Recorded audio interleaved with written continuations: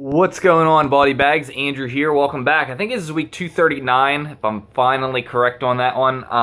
Yeah, so basically this week is a special theme week, and I am doing Scream Factory movies. And yeah, basically for this, I was wanting to go something a little out of the box, and I chose the 2002 TV film of Carrie. So this is the exact same thing as, this is the first time that Carrie was remade. Carrie was also remade in 2013. I like that movie a little bit. Yeah, but basically, this film, same movie, you know the premise, girl with telekinetic powers, bullied in school, all of that stuff, prom, everything is the same. So my thoughts on this version of Carrie.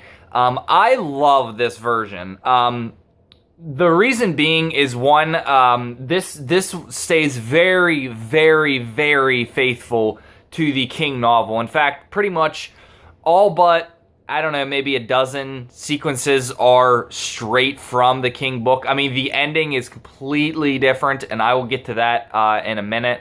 I'm going to spoil the ending, which, I mean, I'm assuming pretty much anybody who's watching this has seen Carrie and knows what happens at the end. So I'm just going to spoil that. But, okay, so there are some definite negatives of this movie. One, the camera they use looks cheap as hell. I mean, it looks really, really bad. I'm not gonna really knock it that much for it. It's not that big of a deal to me.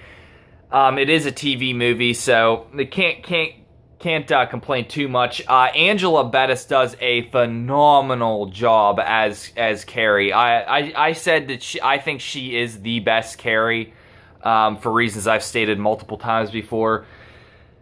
There's a lot of big names in this movie. I cannot remember most of them, but Emily Day Robin is in this too. She plays Chris. I don't really buy her as Chris Harkinson, but you know what? She's in it, so I'm not going to complain.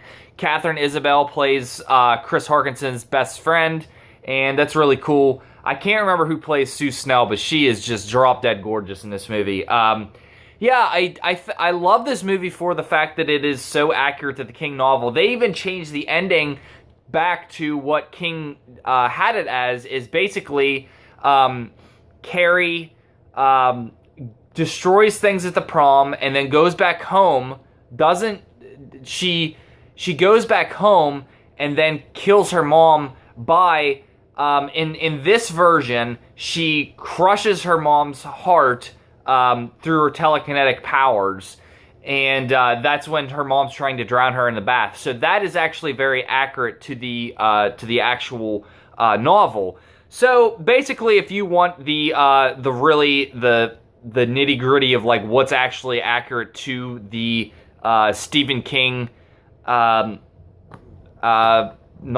yeah, you'll choose this one. Also, they changed the ending. Carrie actually survives in this version. They were going to do a TV series on this, and I would have loved to have seen at least one season of that, but it is what it is. We didn't get it, so that's fine.